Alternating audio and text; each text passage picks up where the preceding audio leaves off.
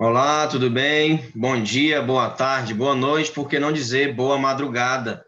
Estamos começando mais uma aula de antropologia jurídica. Hoje, a aula 11, nós vamos falar sobre o tema do seminário integrador, ações afirmativas, o que são, afinal, né? Então, vou gravar outra aula falando sobre os conteúdos interdisciplinares, ou seja, mostrando o homo legis, o homem que fabrica leis, diante dos problemas que eles enfrentam, que nós enfrentamos, como, por exemplo, a lei que combate e atualiza, de certo modo, o Código Penal em 2008, né, contra crimes cibernéticos, né, crimes de pornografia infantil, enfim. Também nós vamos falar um pouco sobre a lei da palmada, né? Sobre o projeto de lei Gabriela Leite, sobre a questão da família homoafetiva, para mostrar o quê? Por que, professor, esses temas? Olha, isso vai consolidar o que nós já estamos debatendo durante esse semestre. A antropologia jurídica é um ramo do direito que preza não somente pela pluralidade de ideias, mas também pela construção e, vamos dizer assim, elaboração de leis com o intuito de atender as minorias e atender também todas as pessoas de todas as camadas sociais, de todos, né, enfim, seja o público LGBTQIA+, seja o público, a comunidade quilombola, indígena, inclusive até o projeto Gabriela Leite tenta, assim, a proposta dele é legalizar, vamos dizer, ou até mesmo dar mais segurança, uma das profissões mais antigas do mundo, que é vamos dizer assim, prostituição soa como pejorativo, né? Mas, de certo modo, as mulheres que vendem o seu corpo, né? Vendem o seu corpo. Eu, particularmente, não irei entrar agora, porque vai, de certo modo, castrar um pouco a discussão na próxima aula, tá? Então, assista a aula. Provavelmente, esses serão os nossos últimos encontros, tá? Eu gostaria muito de ter um encontro ao vivo com vocês, seja aqui no Zoom, ou no WhatsApp. A gente pode fazer uma videochamada lá no WhatsApp e conversar lá mesmo, né? Para ter uma interação, para ter um papo mais descontraído e que vocês pudessem comentar um pouco sobre o que acharam da disciplina, o que nós precisamos falar. Aproveito para dizer o seguinte: nós temos um fórum aberto que vai até o dia 4 ou 5 dia 4, salvo engano, de dezembro. Então, acesse esse fórum para comentar, para discutir. Essa aula é a aula de quinta-feira, que eu fiquei de postar ontem, mas ontem eu estava gravando a aula de ética, né? A aula de ética, e não deu para fazer, tá bom? Então, vamos lá. As ações afirmativas, tá bom? Ações afirmativas. Veja bem, como eu disse para vocês, nós estamos já concluindo essa questão da Lei 12.288, né, que é o Estatuto da Igualdade Racial. Nós falamos sobre direitos humanos, falamos sobre 215 e 216, que é a cultura, unidade 1 e unidade 2. Essa unidade, nós já vimos aqui a questão da Lei CAO, a questão da criminalização da homofobia aqui, enquanto não sai um dispositivo, enquanto a Câmara de Deputados federal, né, não cria um dispositivo, nós continuaremos assim com a Lei CAO 7.716 de 89. Nós vamos ver agora o sistema de cotas, vimos na passada o sistema de cotas também, e claro, a questão, essas outras leis, né, eutanásia, projeto Gabriela Leite, a questão da família brasileira, o ECA, vamos ver em uma aula, cada slide um dispositivo desse, vamos comentar brevemente, e assim como era também no presencial, tá? Nós, às vezes, ficamos sempre comparando o presencial com a modalidade remota. É uma modalidade agora emergencial, né? A forma presencial tem suas peculiaridades, aqui também tem suas peculiaridades. As aulas são menores, são mais dinâmicas, né? Não tem como você ficar lendo, né? E, claro, os slides devem ser também dinâmicos, né? De tal modo que, por exemplo, esse slide que eu vou propor a vocês não tem, assim, tantos esquemas quanto nos outros, tá? Mas, de tal modo que vocês podem observar que será, sim, uma aula bem interativa, tá bom? Então, esclarecido, temos aqui a eutanásia, projeto Gabriela Leite, questão da prostituição, a questão do aborto no Brasil, que pode em 3 casos, né? Vamos ver de maneira breve, não tem como a gente aprofundar, né? Enfim, essa discussão, tá bom? E, claro, a questão do preconceito sexual, né? O artigo 129, a questão também do ECA, das famílias brasileiras, estupro de vulnerável, né? Atualização do Código Penal em 2008, e, claro, aspectos etiológicos, né, do comportamento criminoso. E aí, claro, vocês com certeza já viram em psicologia jurídica a questão do perfil, né, do criminoso, enfim.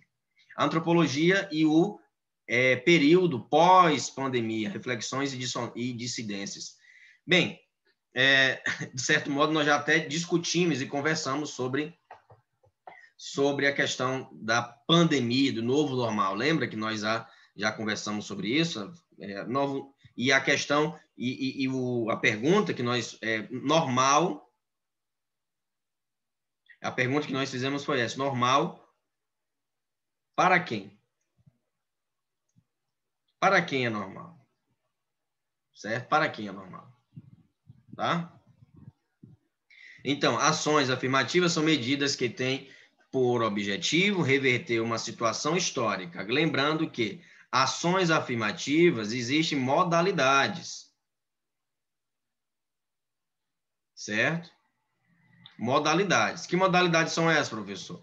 Existem ações afirmativas, pessoa com deficiência, certo? Ações afirmativas, idosos, tá? Ações afirmativas, a questão do negro, a questão do índio, certo? Mulher, portador de HIV, né? Portador de HIV, certo? Então, essas são a modalidade de ações afirmativas, tá? Não existe só ações afirmativas para negro. Professor, como assim, portador de HIV? Sim, quem tem HIV pode viver 10, 20, 30 anos, e aí por isso ele vai ficar numa cama prostrado? Não, ele tem uma vida normal. E aí ele vai, como é que vai arrumar emprego? A empresa não pode exigir, mesmo assim, se ela souber que a pessoa tem HIV, ter preconceito com essa pessoa. Dispensá-la. Não, por exemplo, se é uma montadora de carro, essa pessoa não pode fazer o trabalho? Pode. Claro que pode. Significa dizer que ela tem HIV? Por que eu estou falando do HIV? Porque dezembro está chegando. Né? Dezembro está chegando. Então, dezembro é um mês de combate, né? De combate ao HIV e de, vamos dizer assim, quebra de estigmas. Lembrando que em 2020, esse ano, março de 2020, existia uma portaria, né? Uma portaria da Anvisa que proibia que os gays doassem sangue, ou até mesmo que teria que passar por um período de quarentena.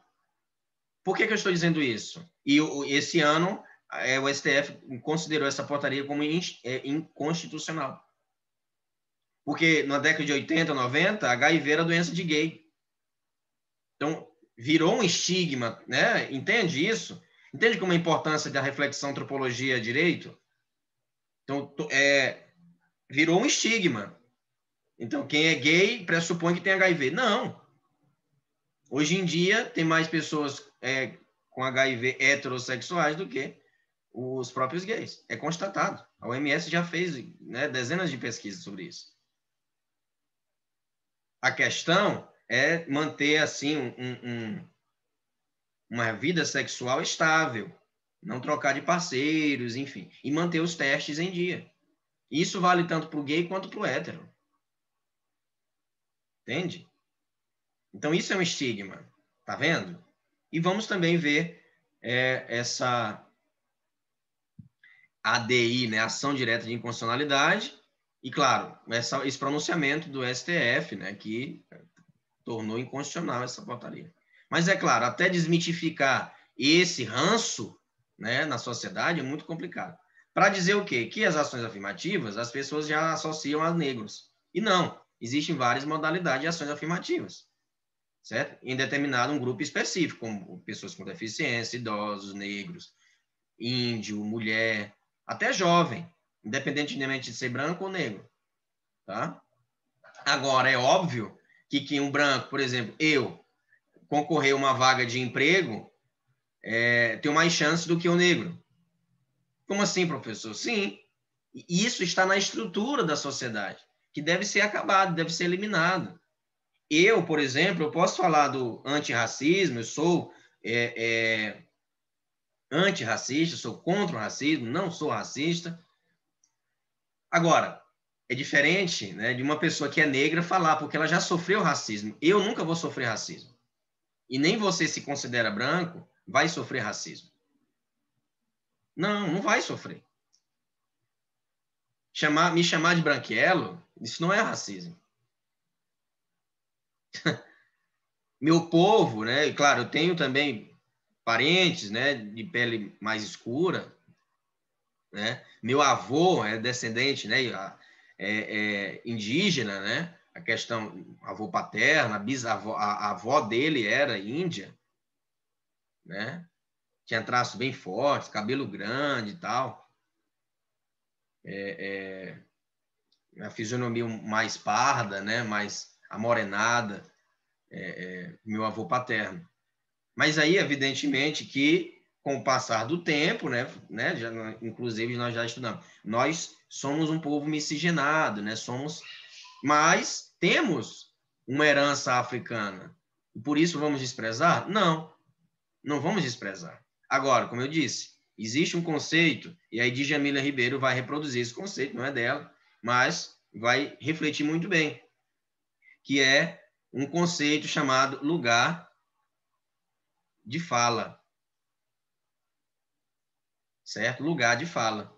Uma coisa é uma pessoa com deficiência, eu falar sobre deficiência, sobre a respeito. Outra coisa é um cadeirante falar sobre os preconceitos e humilhações que ele passa, por exemplo, na hora de acessar um metrô, de acessar um ônibus, de acessar um cinema.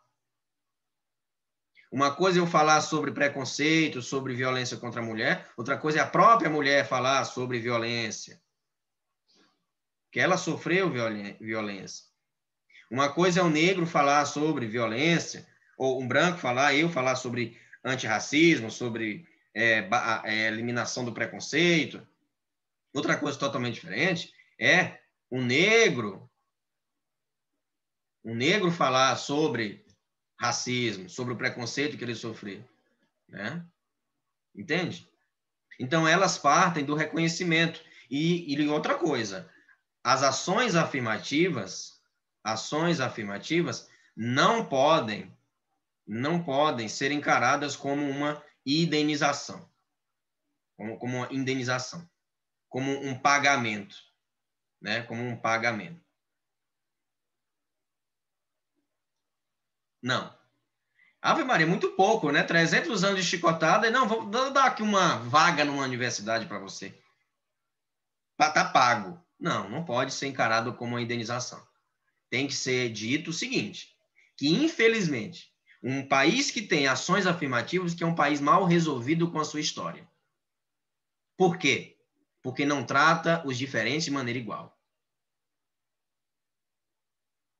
As ações afirmativas é um mal necessário. Já dizia Silvio Almeida. As ações afirmativas é um mal necessário. Por quê? Ações afirmativas só existem em caso de desigualdade.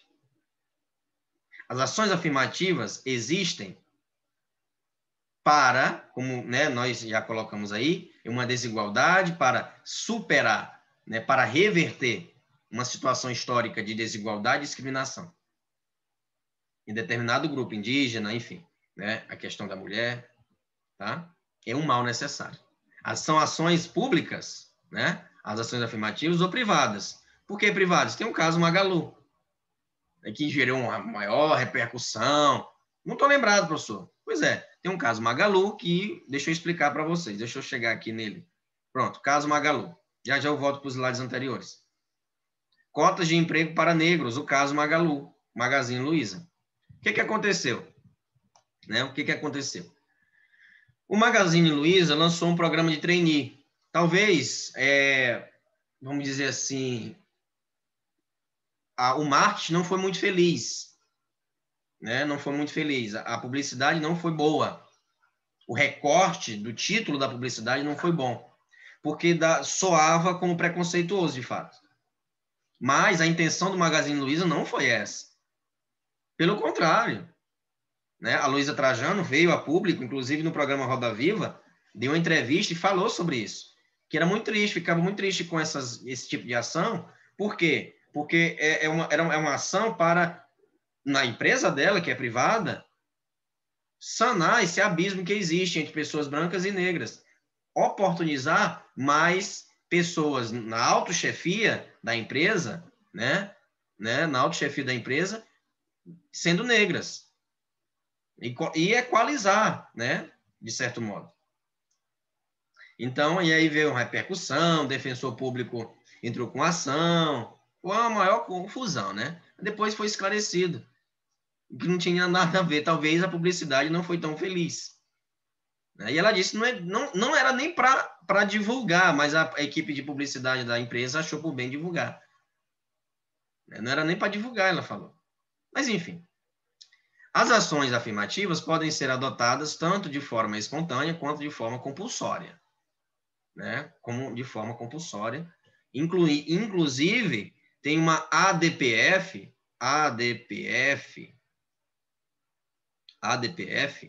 né? Que é a arguição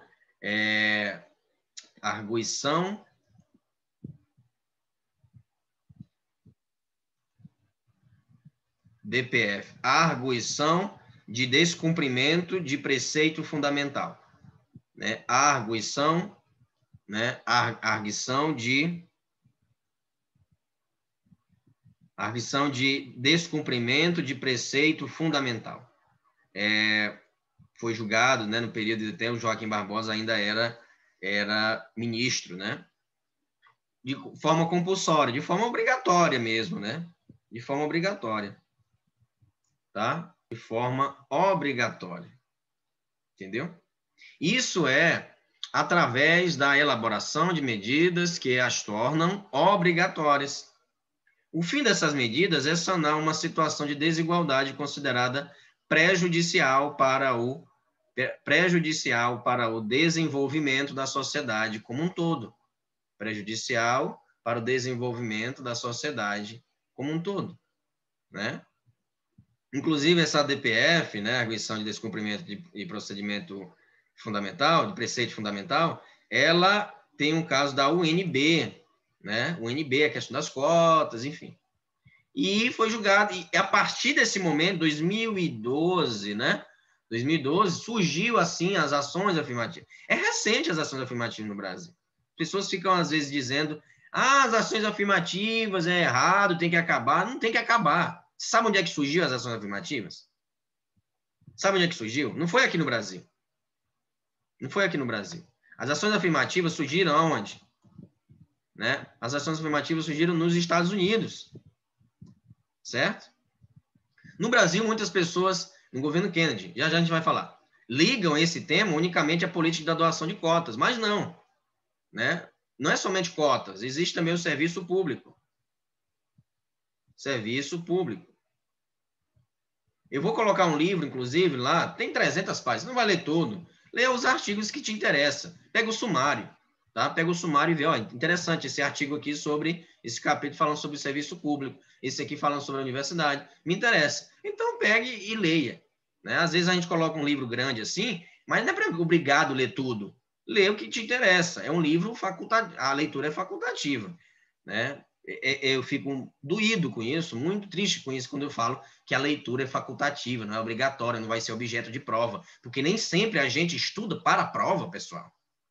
Se eu estivesse lendo esse livro, por exemplo, para a prova, Andrew Solomon, com relação a um crime, né, um crime da solidão, reflexões sobre o suicídio, eu não vou fazer prova desse livro. É conhecimento, é beleza, é literatura, é leitura. Não faça isso, um pensamento medíocre. Estudar para a prova. É pequeno. É pequeno. Continuando, então. O interessante dessas ações é que elas partem da necessidade de doar a ação, a noção de justiça social, uma nova interpretação. Uma nova interpretação. Segundo uma abordagem universalista, baseada no princípio da meritocracia. Eu vou ter que parar um pouco mais uma vez e falar sobre o que é meritocracia, para que vocês não errem. Pessoal, meritocracia só existe entre iguais, entre pessoas iguais, certo? Eu não posso falar em meritocracia falando aqui, por exemplo, uma pessoa que está no Dom Barreto, né? Um Dom Barreto, melhor escola do Brasil, uma das melhores escolas do Brasil, está lá no Piauí, em Teresina, aqui no Piauí, lá em Teresina, e uma escola falar sobre meritocracia, e aí, claro, tem o Enem, né? Vamos colocar aqui, Enem. E uma escola, o 7 aqui de Corrente. Não é que o 7 é ruim, mas aqui cerca de 60%, 70% dos estudantes não têm acesso à internet, nem computador, nem celular. E aí? E aqui todos os estudantes têm. Então, vamos aplicar uma prova igual para eles e venço melhor. Oh, nossa! Venço melhor é ótimo. Não existe meritocracia nesse caso aqui. Não existe meritocracia nesse caso aqui. No Brasil, não podemos falar em meritocracia. Na Suíça, podemos falar em meritocracia. Na Dinamarca, podemos falar em meritocracia. Na Finlândia, podemos falar em meritocracia. Aqui, não. Aqui não existe meritocracia.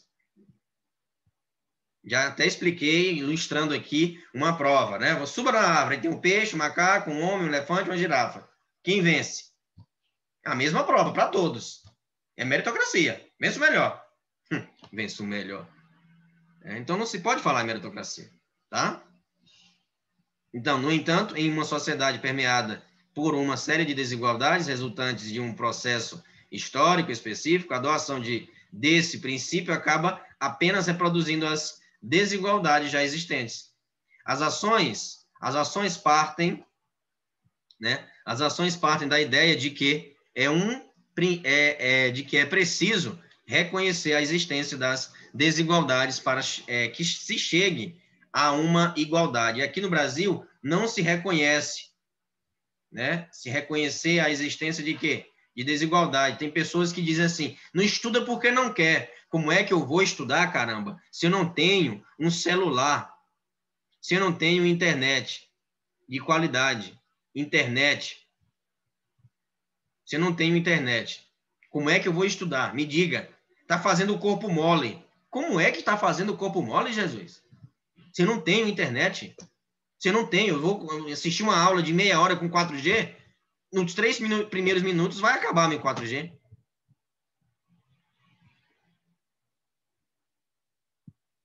E aí?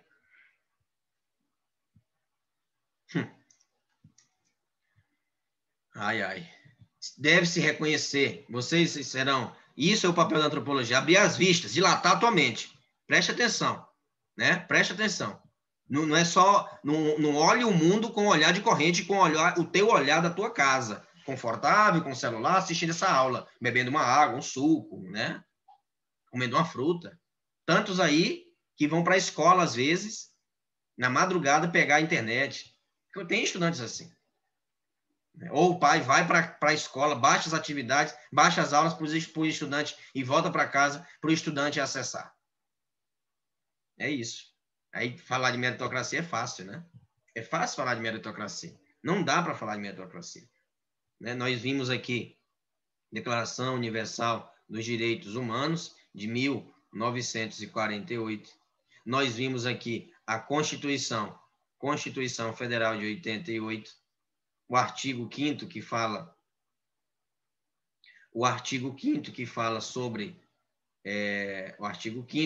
sobre a questão dos direitos fundamentais, né? Temos também a LDB, Lei número 9.394/96, que vai falar, né, sobre a Base Nacional Curricular, Base Nacional Comum, Lei de Diretrizes e Bases, e temos também a BNCC, Base Nacional Curricular Comum. Todos esses dispositivos não valem nada se o Estado não der o quê? Não prezar pelo princípio da equidade. Não prezar, sim, pela equidade. Não prezar pela equidade.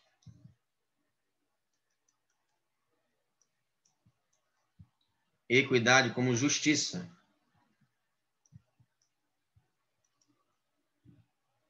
Social. Né? Justiça social.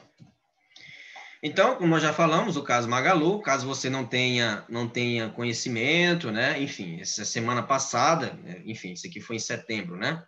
Semana passada, uma ação afirmativa do Magazine Luiza, e é uma empresa privada, né? Então, não é só órgão público, não é só município, estado ou a nível federal que pode se lançar uma ação, uma ação afirmativa. Programa de trainee para contratação exclusiva de empregados pardos e negros. Causou alvoroço entre parcela da população, aquele pessoal que reclama, né, de mimimi. Ou seja, é mimimi, tá dizendo que é racismo, não existe racismo. Como é que não existe, gente? Pelo amor de Deus. Como é que não existe racismo? Certo? Aí uma pessoa diz, olha, eu nasci rico, eu tenho, apontando para a cor do braço. Alegou esquizofrenia. Não era esquizofrenia, coisa nenhuma. Ali foi uma alegação que disse que é para passar ali, né? É para passar, é doido, é esquizofrênico. Peraí. Momento, né? Momento. Aí eu dizendo que é doido, agora vai vir. Isso sim pode ser mimimi, né? Dizer que não pode falar assim, é um doente. Sim, é um doente, é um transtorno. Eu estudo isso, é um transtorno, assim como a ansiedade, é mais além do que um transtorno, né? Além disso, né? Tem que tomar os cuidados. Tem que tomar os cuidados. E ali, aprendeu com quem? Então vamos para. Tá, esquizofrênico. Ok, beleza. Tá? E aí? Aprendeu com quem isso? Aprendeu com quem ser racista? Hein? Ele está reproduzindo, então. Ele é crescido, né? Ele sabe o que é certo e errado. Ele sabe que é errado isso, né? Não venha dizer que racismo, né? E aí, se eu não me engano, foi Martin Luther King, não. Mandela. Racismo se aprende, pessoal. Ninguém nasce racista. Ninguém nasce racista, tá? Entendeu? Então, outro caso que impactou essa questão foi um funcionário do INSS que pintou a cara, pessoal. Pintou a cara para burlar, porque existe uma comissão heteroidentificação, de heteroidentificação. É autodeclaratório, me autodeclaro, autodeclaratório.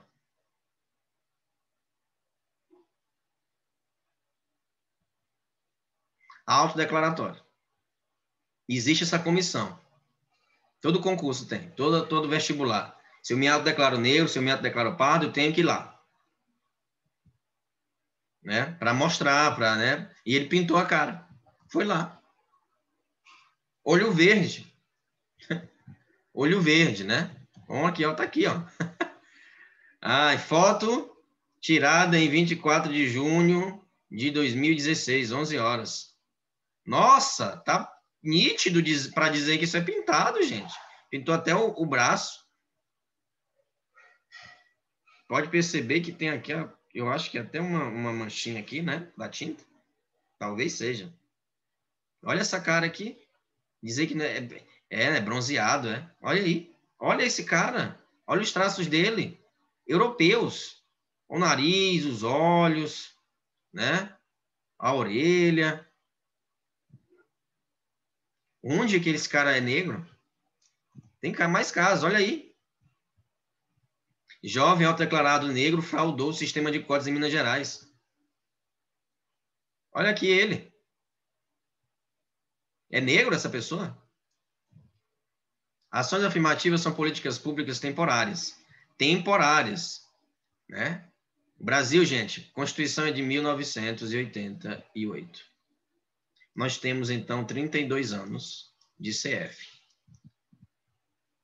Temos 32 anos de um Estado democrático de direito.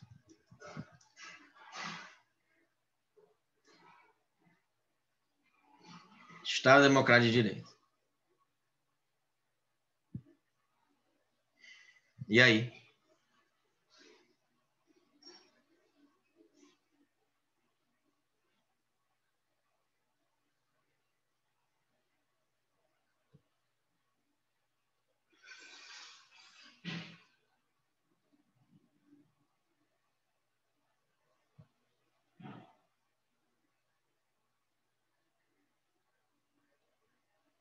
Fica pensativo, né?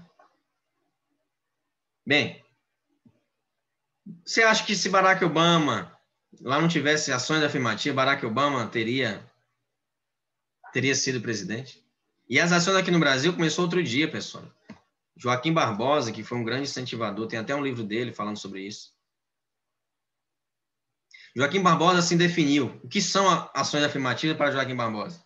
As ações afirmativas podem ser definidas como um conjunto de políticas públicas e privadas de caráter compulsório, facultativo ou voluntário, concebido, por exemplo, o governo, o MPF, por exemplo, pode obrigar uma empresa a ter ações afirmativas.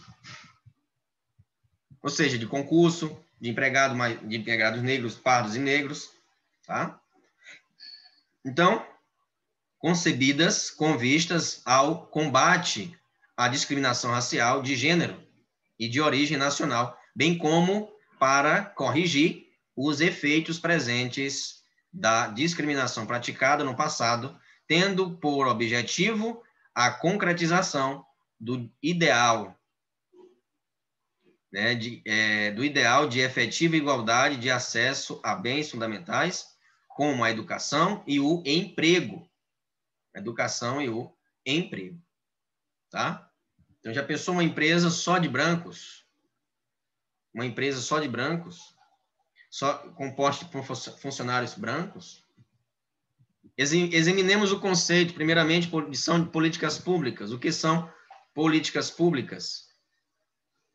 São ações praticadas pelo Estado de todas as formas. Podem ser ações legislativas, como estabelecimento de cotas ou vantagens a certos grupos, ou ações executivas, como bolsas, créditos, quaisquer outras vantagens, Bolsa Família, aí a bolsa é a questão do PIBID, né? PIBIC. Então, são políticas públicas, são bolsas, né? São um incentivo. Né? Agora mesmo a UESP vai ter um incentivo à internet, à tecnologia. Uma característica importante das ações afirmativas é a temporalidade. São temporárias, não pode se perpetuar.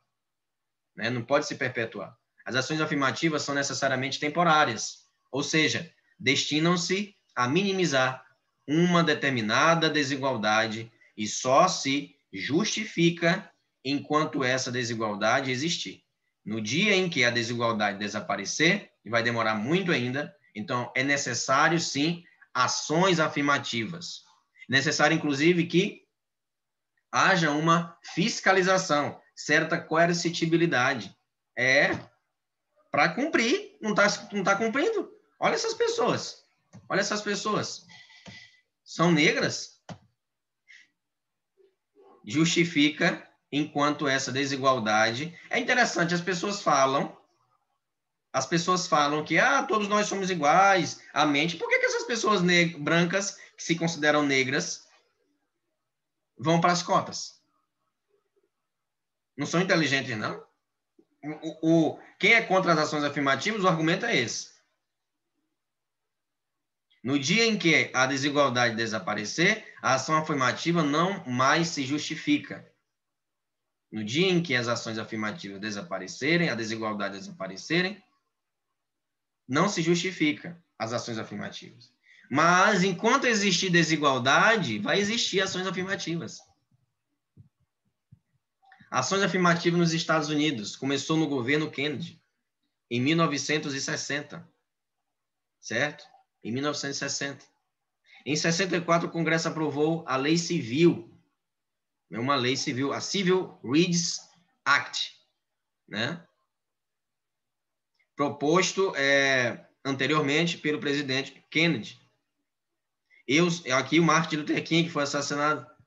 Eu tenho um sonho que meus 4 filhos viverão um dia numa nação onde eles não serão julgados pela cor da pele, mas sim pelo conteúdo do caráter. Por que a gente julga as pessoas pela cor da pele e não pelo caráter, pela inteligência, pelas suas capacidades, mas sim pela sua cor? E as ações afirmativas no Brasil? As primeiras ações afirmativas no Brasil, em cunho legislativo no Brasil, ocorreram na década de 40. Decreto-Lei 5.452, né, com relação à CLT. Né, com relação à CLT. Que estabeleceu o artigo 373-A, adoção de políticas destinadas a corrigir distorções responsáveis pela desigualdade entre homens e mulheres, nas empresas, por exemplo. A primeira vez no Brasil de se discutiu a política de ações afirmativas racial foi na década de 80. O deputado federal Abdias Nascimento, e aí tem o projeto de lei 1.332 de 83, vagas destinadas ao concurso público, dentre outras. O projeto não foi aprovado.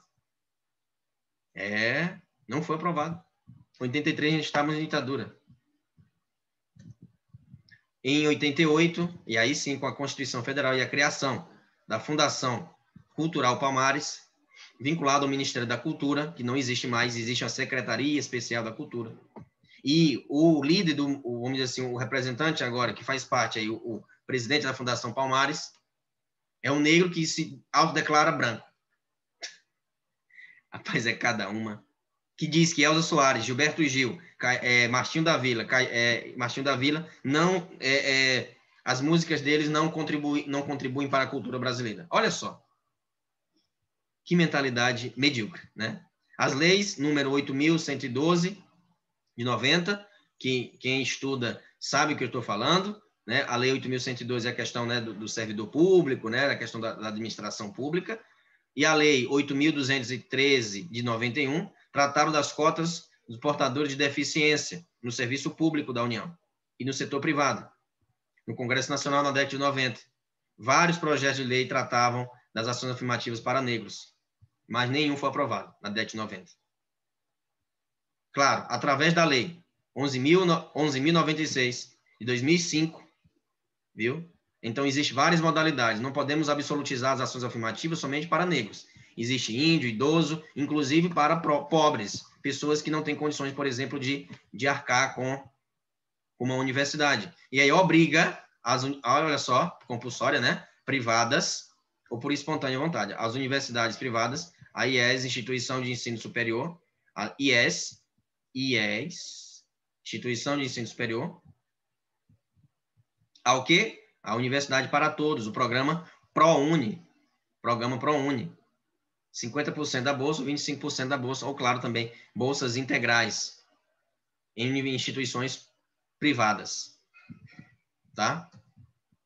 E aí, claro, como nós falamos, tem a ação direta de inconstitucionalidade, e claro, existe no STF, né, nesse período, ou seja, em 2012, né, antes um pouquinho, né, e o sistema de cotas, para tratar do sistema de cotas na UNB, se era constitucional ou não. A UNB foi pioneira nisso. E essa decisão serviu de parâmetro para todas as universidades, tanto que acabou o vestibular. A UESP acabou o vestibular da UESP. Tudo Enem, e adotando também o sistema de cotas. E destinado aqui 50%, a UNB destinou aqui 50% das vagas para negros.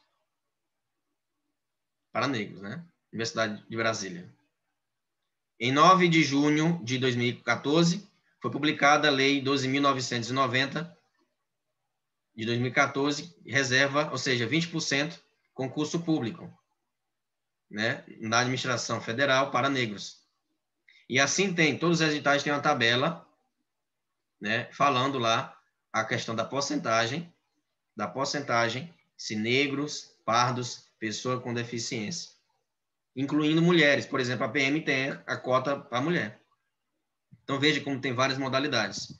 Quando se fala de acessibilidade e inclusão, há sempre um primeiro pensamento voltado à pessoa com deficiência. Esse é um artigo da doutora Maria do Carmo, que inclusive está na faculdade. Eu peço que vocês leiam. O link já está na plataforma.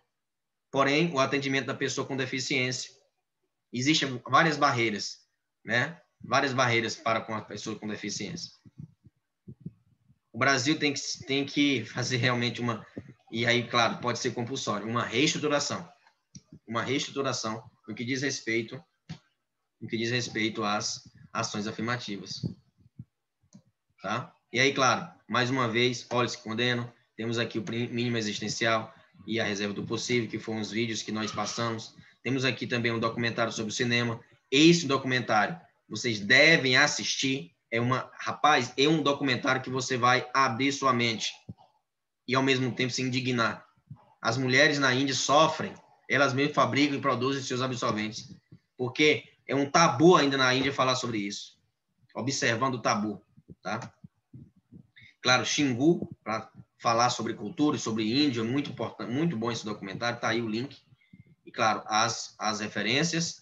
E se vocês tiverem mais interesse, ó, tá aqui, Batista, Maria do Carmo e Lázara Cristina da Silva, né? O direito de ir e interagir na educação superior. Pessoal, um forte abraço e até a próxima.